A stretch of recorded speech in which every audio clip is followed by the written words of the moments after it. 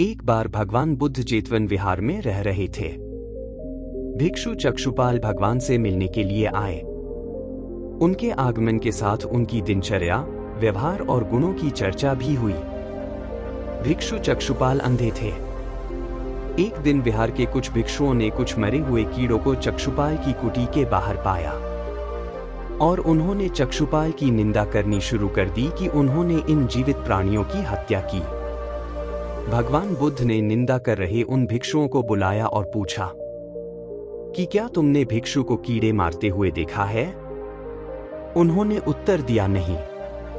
इस पर भगवान बुद्ध ने उन साधकों से कहा कि जैसे तुमने उन्हें कीड़ों को मारते हुए नहीं देखा, वैसे ही चक्षुपाल ने भी उन्हें मरते हुए नहीं देखा और उन्होंने कीड़ों को जानबूझकर नहीं मारा है, इसलिए उनकी भर्त्सना करना उचित नहीं है। भिक्षुओं ने इसके बाद पूछा कि चक्षुपाल अंधे क्यों हैं?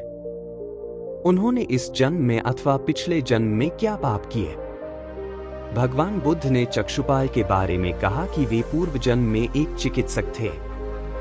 एक अंधी स्त्री ने उनसे वादा किया था कि यदि वे उसकी आंखें ठीक कर देंगे तो वह और उसका परिवार उनके दास बन जाएंगे। स्त्री की आंखें ठीक हो गईं, पर उसने दासी बनने के भय से यह मानने से इनकार कर दिया। चिकित्सक को तो पता था कि उस स्त्री की आंखें ठीक हो गई हैं। वह झूठ बोल रही है। उसे सबक सिखाने के लिए या बदला लेने के लिए चक्षुपाल ने दूसरी दवा दी। उस दवा से महिला फिर अंधी हो गई। वह कितना ही रोई पीटी, लेकिन चक्षुपाल जरा भी नहीं पसीजा। इस पाप के फलस्वरूप अगले जन्म में चिकित्सक को अंधा बनना पड़ा। इस तरह हमें कभी भी किसी भी हाल में किसी का भी बुरा नहीं करना चाहिए। धन्यवाद।